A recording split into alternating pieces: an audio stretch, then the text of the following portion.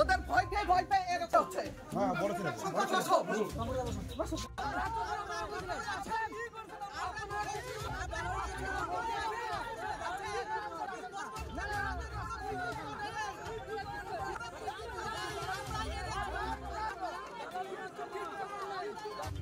কাকে ফোন করেছে বের করে ক্রেডিট নেওয়ার বিষয় না। আপনারা কি চেয়েছেন বা আমরা সবাই যেটা চেয়েছি সেটা হচ্ছে উনি সুস্থভাবে ফিরে এসেছেন।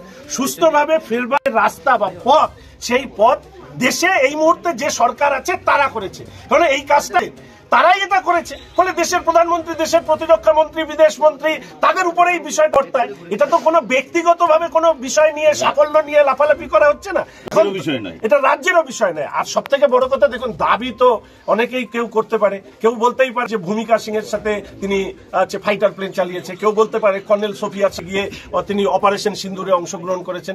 দাবি যে যার মতন করতে পারেন, আমরা কোনো দাবি করতে চাই না। আমরা দেশের সরকারকে ধন্যবাদ জানাতে চাই, বিএসএফ কে ধন্যবাদ জানাতে চাই, এমনকি আর যারা যারা প্রচেষ্টা নিয়েছে, যারা যারা ক্লেম করছেন সবাইকে ধন্যবাদ। কিন্তু আজকে এটা যেটা করছেন এটা কি, অর্থাৎ কি একা আর কেউ এই সাফল্যের সাথে থাকতে পারবে না, এটা দেখাতে গিয়ে বিধায়কদের উপরে যে চড়াও হলো, এটা নিশ্চিতভাবে রাজনীতির পক্ষে লজ্জা, গণতন্ত্রের পক্ষে লজ্জা। ব্যক্তিগতভাবে আমি চিনি না, তবে এইটুকু শুধু বুঝতে পারি বিক্ষোভকারীদের বডি ল্যাঙ্গুয়েজে যে শাসক দল বা শাসকের মনোভাব সম্পন্ন লোকরা ওনাদেরকে পাঠিয়েছেন। যারা এখানকার স্থানীয় লোক আছেন তারা বলে দিতে পারবেন যে এরা কোন দলের রাজনৈতিক সমর্থক বা কোন দলের কর্মী।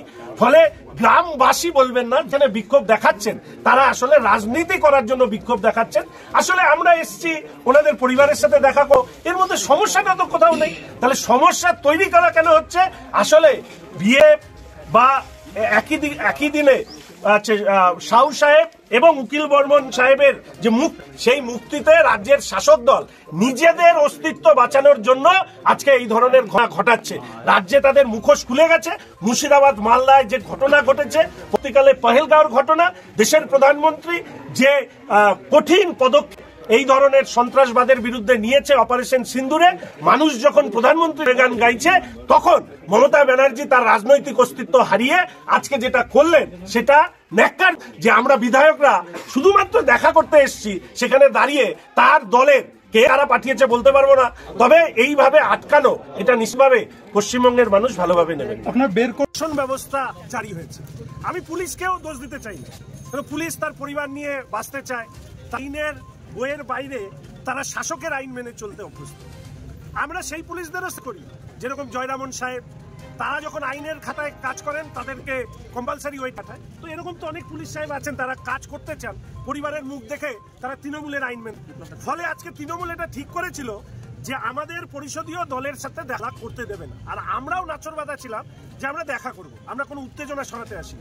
আমরা করি উকিল বর্মন বাবু তিনি সুস্থ শরীরে ফিরে এসছেন, এটাই সব থেকে বড় কামনা ছিল আমাদের উত্তরবঙ্গের লোকদের, রাজবংশী সম্প্রদায়ের মানুষের, কৃষক সমাজের। কিন্তু আজকে আমি এসে যেটা দেখলাম, আমরা যেটা দেখলাম, সারা পশ্চিমবঙ্গের মানুষ যেটা দেখলো, যে একজন বৃদ্ধ মানুষ সে ছাড়া পেয়েছে, তাকে নিয়ে কিভাবে রাজনীতি করা যায় এবং সেই রাজনীতি করতে গিয়ে কিভাবে পুলিশকে ব্যবহার করা যায় সেটাও কিন্তু মানুষ দেখলো। আমরা ওনার বাড়িতে গিয়েছি, বাড়িতে যাওয়ার পরে আমাদের যেভাবে মালতীদি, দীপকদা সহ আমাদের উপরে মানে অ্যাজ ইফ আমরা কোনো একটা অন্য রাষ্ট্রে এখানে এসেছি। আমরা এই পশ্চিমবঙ্গের বিধানসভার নির্বাচিত জনপ্রতিনিধি, আমাদের যদি এই অবস্থা হয় তাহলে কুচবিহারের সাধারণ মানুষের কি অবস্থা? সাধারণ মানুষ তো আমার মনে হয় মুখই খুলতে পারে না। আজকে কুচবিহারে যে জিনিস দেখা গেল, একজন মানুষ সে সদ্য মুক্তি পেয়েছে, তার সাথে দেখা করতে দেবে না বলে তৃণমূল, দুষ্কৃতী, পুলিশ একসাথে কাজ করে। তাহলে কুচবিহারের মানুষের এটা ভাবা দরকার যে তৃণমূল কংগ্রেস এটা রাজ্য চালায় না এটা একটা শয়তানের বাসা তৈরি করেছে। ফলে এর বিরুদ্ধে লড়াই চলবে। পুলিশ এই ধরনের সিস্টেমের অংশ হয়ে গেছে। যে পুলিশ ভালো আছে, আমি সব পুলিশকে কোনোদিন দোষী বলি না, কিন্তু আমি এটা পুলিশকে বলবো যে পুলিশেরও বাড়িতে আয়না আছে, আর সেই আয়না হচ্ছে ওনাদের ছেলেমেয়েরা। পুলিশের এটা জানা উচিত যে ওনাদের ছেলেমেয়েদেরকেও এই তৃণমূল কংগ্রেসের শাসনের ফল ভুগতে হবে। আর উকিল